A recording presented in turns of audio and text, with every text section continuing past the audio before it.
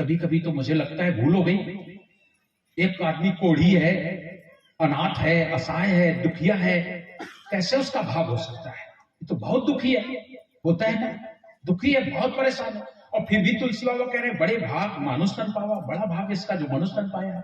सुर दुर्लभ सदगति पावा, बड़ा भाग है। मुझे तो लगता है भूल हो गई, गलती हो गई। तुलसी बाबा को लिखना चाहिए था बड़े भाग शेर तन पावा, जंगल का राजा कहलावा।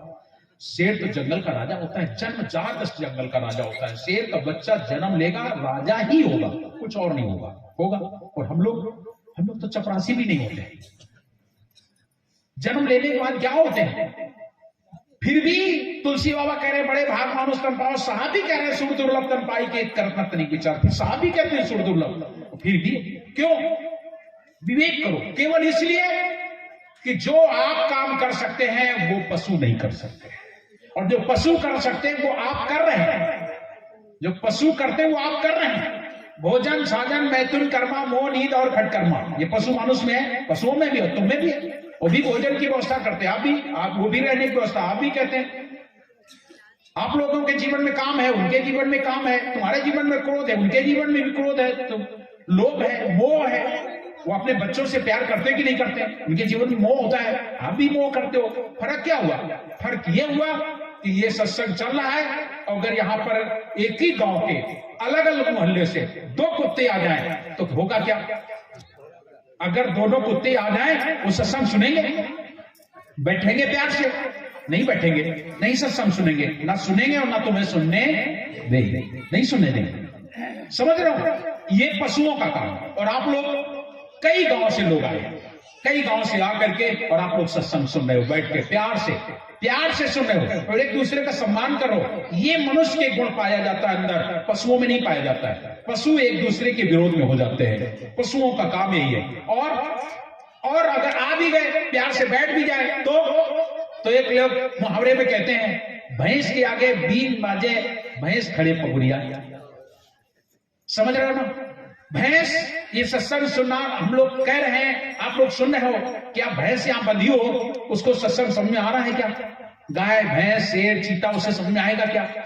ऐसे तो मनुष्य भी है बहुत सारे जिन्हें सत्संग से कोई लेना देना नहीं। बढ़िया हो रहा है, सब हो रहा है, लेकिन उन्हें कोई मतलब नहीं, उन्हें अपने आप से मतलब, वो कॉफी नशे में पड़े हों, नहीं कुछ है तो कोई ताश पत्ता खेल रहे होंगे, जुआ खेल रहे होंगे, तो क्या मतलब? साहब कबीर कहते हैं, तुलसी बाबा कहते हैं बड़े भाग मानुष तन पावा। इसलिए केवल आपका भाग्य इसलिए है कि आप कोढ़ी है, अनाथ है, दुखिया है, परेशान हो सकते हैं, लेकिन आप मर्यादा भी बनी रह सकती है। आप धर्म कर सकते हैं, उपकार कर सकते हैं, सेवा कर सकते हैं, भक्ति कर सकते हैं, भजन कर सकते हैं। परमात्मा का नाम आप चारपाई पर लेटे लेटे ले सकते हैं। ले सकते हो क्या? लेकिन पशु नहीं ले सकते हैं, पशु नहीं ले सकते। इसलिए कहते हैं बड़े भाग मानुष तन पावा। बड़े भाग है जो तुम्हें मनुष्य तन प्राप्त हुआ है। सुर दुर्लभ, देवताओं को दुर्लभ है ये तन। एक और यहां बात कहूंगा, तुलसी बाबा क्या करें? सुर दुर्लभ, देवताओं को दुर्लभ है। मतलब साहब कहते हैं तरसते रहते सदा देवता स्तन के लिए। देवता भी तरसते हैं, तरसते रहते सदा देवता स्तन के लिए। मिला नर्तन तो ये उसकी मेहरबानी है। आपको ये मनुष्य तन मिला है, मनुष्य तन को पा करके जिस मनुष्य तन के लिए देवता तरसते हैं वो तुम्हें मनुष्य तन मिला है। और आप करते क्या?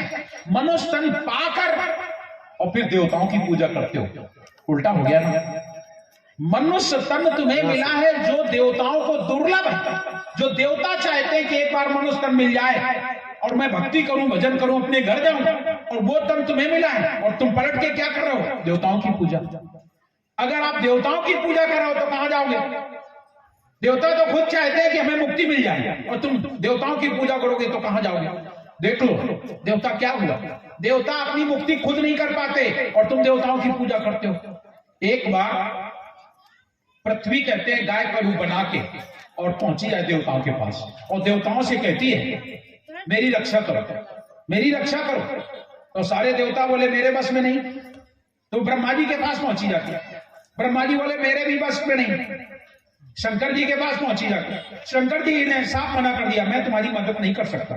सोचो, ये पृथ्वी गाय का रूप धारण करके पहुंच रही अपनी रक्षा के लिए। संसार में बड़ा पाप हो चुका है, मेरी रक्षा करो। जब रक्षा के लिए दौड़े कोई नहीं तैयार, तब लोगों ने कहा, सारे देवता इकट्ठा हो गए, सब लोगों ने कहा तू जिसकी तू दासी है वो अविनाशी वहीं जा, जिसकी तू दासी है वो अविनाशी है वहीं जा। तो बोले जाए कहां? और रामचरित मानस में ही लिखा है, कोई पूर्व बैकुंठ बताओ, कोई कहता बैकुंठ जाओ, कोई कहता क्षीर सागर, कोई कहता क्षीर सागर में जाओ, कोई बैकुंठ बता रहा है, कोई देवलोक, कोई कहीं। कहते हैं उस देवलोक की सभा में सारे लोग बैठे थे और सब अपनी अपनी बात कर रहे थे, लेकिन भगवान शंकर को बोलने का अवसर नहीं मिला।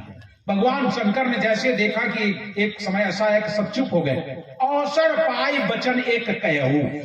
भगवान शंकर ने जैसे अवसर पाया और अवसर पा करके तुरंत अपनी बात कही। क्या? हरि व्यापक, कान ढूंढने जाओगे, हरि व्यापक सर्वत्र समाना और प्रेम से प्रकट होई मैं जाना। कहां ढूंढने जाओगे?